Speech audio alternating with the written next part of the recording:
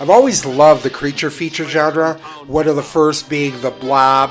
And I'm talking about the original that starred a very young Steve McQueen in one of his first movies. Then there's, of course, Tremors, Arachnophobia, and the remake of Piranha, all among my favorites. So I was really super excited when I heard about the premise for Sting, the new R-rated horror film about a spider wreaking havoc in an apartment building in the city. Well, did it live up to my expectations? Well, yeah, sort of it did. Let's talk about it. Starting with the positives, the design of the spider, who Charlotte names Sting, is really well done. I'm sure it was done by a computer, but the effects are still pretty cool. I also like the fact that they went with an R rating, so there's some pretty decent gore.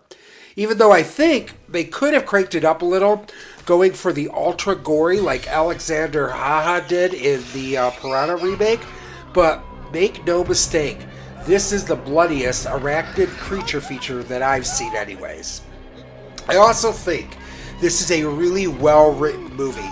I find most creature features to be lacking in a story, but screenwriter Kaya Roach Turner wrote a movie full of three-dimensional characters that you will find yourself vested in to the point where you actually care what happens to them.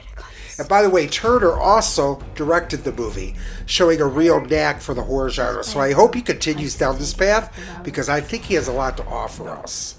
Getting back to the characters, there are a couple of performances that anchor this movie and bring Turner's story of human drama to life. And that's Alila Brown, who plays Charlotte, and Ryan Corr, who plays Charlotte's stepdad, Ethan. Their chemistry is so good.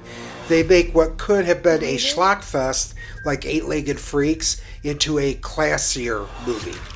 I believe Sting is supposed to take place in an American city, but the movie itself was filmed in Australia, adding to my list of Australian flicks that I absolutely love, or at least enjoy. Good stuff coming from Down Under.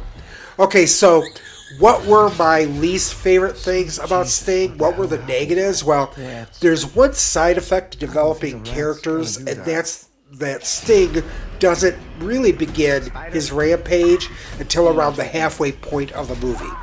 So this results in a movie that seems a little off when it comes to pacing.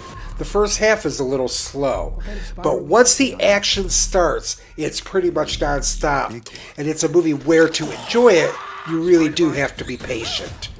The only other thing I wasn't fond of, sad to say, was the ending.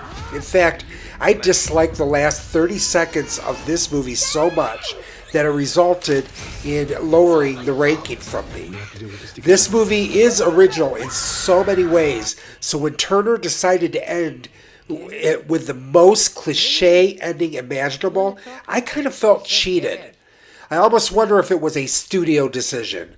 I'm not going to spoil it for you in case you haven't seen it, but see for yourself and tell me what you think. All in all, though, Sting is a lot of fun with a compelling family drama playing in the background.